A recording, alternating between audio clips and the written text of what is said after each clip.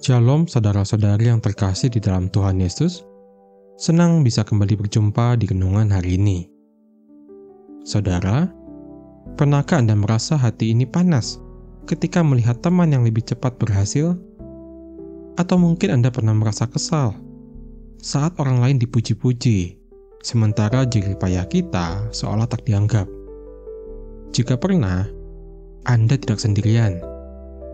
Karena iri hati dan egoisme, dua musuh dalam selimut, bisa menyusup diam-diam ke dalam hati siapapun, bahkan hati orang percaya. Firman Tuhan dalam Yakobus 3 ayat 13-18 hari ini mengajak kita untuk membuka mata dan belajar bagaimana menjaga hati agar tetap murni di tengah dunia yang penuh rasa iri hati dan egoisme. Mari kita awali dengan berdoa. Ya Tuhan, sumber segala hikmat dan kasih, hari ini kami datang dengan hati yang terbuka untuk mendengarkan firman-Mu. Tolong kami Roh Kudus, agar kami bisa memahami dan merenungkan kebenaran dari firman-Mu. Jauhkan kami dari iri hati, egoisme, dan segala keinginan duniawi yang dapat merusak damai dan sukacita di dalam hidup kami. Bentuklah kami menjadi pribadi yang mencerminkan hikmat dari atas, yang murni, pendamai, dan penuh belas kasih. Biarlah renungan hari ini mengubah cara berpikir, berbicara, dan bertindak kami, agar hidup kami menjadi kesaksian yang hidup bagi kemuliaan nama-Mu. Di dalam nama Tuhan Yesus, kami berdoa. Amin. Rasul Yakobus dalam pasal 3 ayat 13-18 memberikan nasihat yang tegas, bahwa hikmat yang sejati akan terlihat dari perbuatan hidup yang baik dan kelemah lembutan, bukan dari kepandaian berdebat atau dari pengakuan diri yang kosong.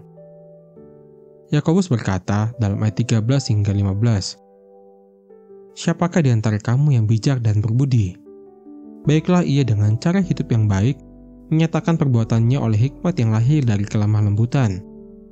Jika kamu menaruh perasaan iri hati dan kamu mementingkan diri sendiri, janganlah kamu memegahkan diri, dan janganlah berdusta melawan kebenaran.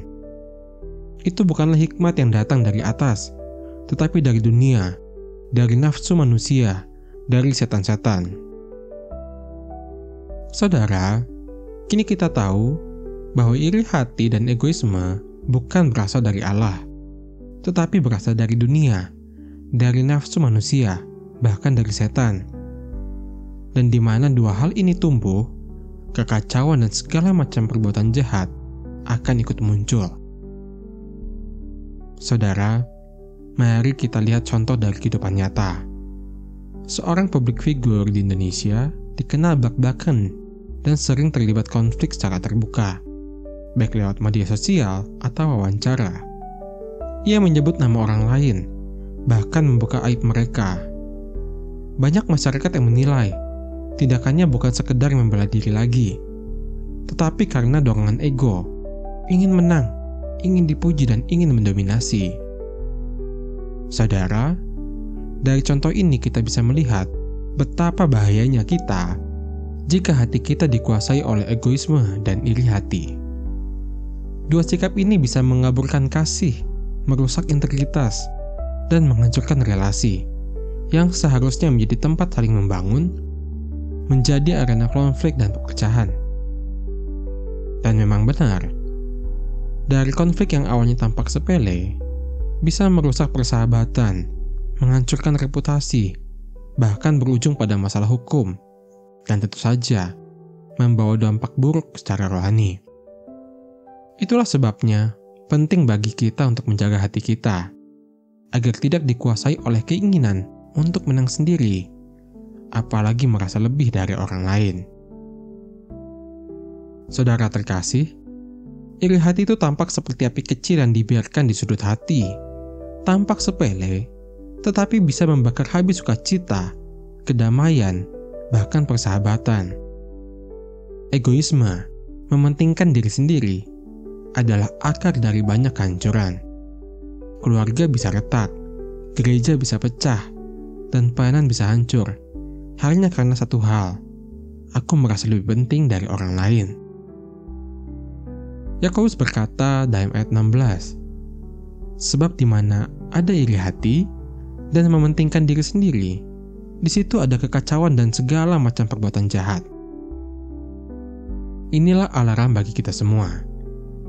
Hati yang tidak dijaga dari iri hati akan perlahan berubah menjadi kebencian, dan ego yang tidak dikendalikan akan membuat kita menindas orang lain demi kepentingan pribadi.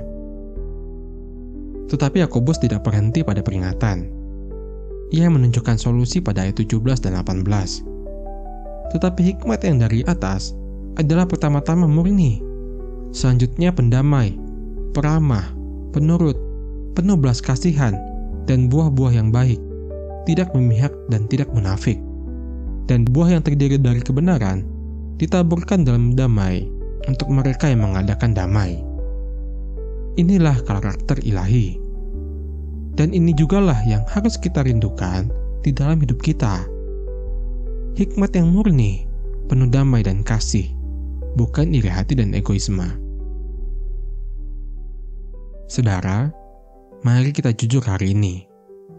Adakah sisa-sisa iri hati dalam hidup kita? Adakah kecenderungan untuk merasa lebih penting dari orang lain? Mintalah Roh Kudus untuk menolong kita, karena kita tidak bisa melawan ini dengan kekuatan sendiri. Belajarlah mengucap syukur untuk berkat orang lain.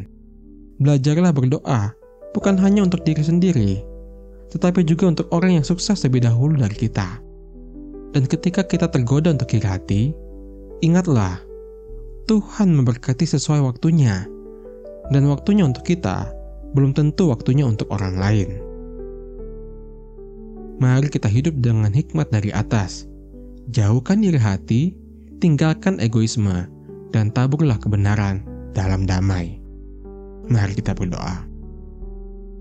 Bapa yang Maha Baik, kami bersyukur atas firman-Mu yang menegur dan mengajar kami hari ini. Kami sadar ya Tuhan, bahwa iri hati dan egoisme dapat merusak hati dan meretakkan relasi kami dengan sesama dan dengan Engkau. Tolong kami untuk hidup dalam hikmat surgawi, hikmat yang penuh damai, kasih dan buah kebenaran. Ajar kami untuk bersuka cita atas berkat orang lain, dan untuk hidup tidak mementingkan diri sendiri. Penuhi kami dengan Roh Kudus-Mu, agar kami dimampukan untuk menjadi pembawa damai dan terang di tengah dunia yang egois ini. Berkatilah setiap pendengar renungan ini, agar hidup mereka terus dikuatkan dan dituntun oleh kasih dan kebenaran firman-Mu.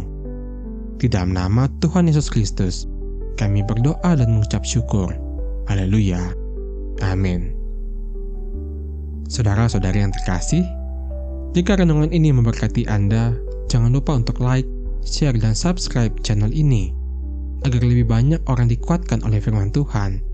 Dan tinggalkan komentar, apa pengalaman Anda dalam menghadapi iri hati dan egoisme. Sampai jumpa di renungan selanjutnya. Tuhan Yesus memberkati kita semua.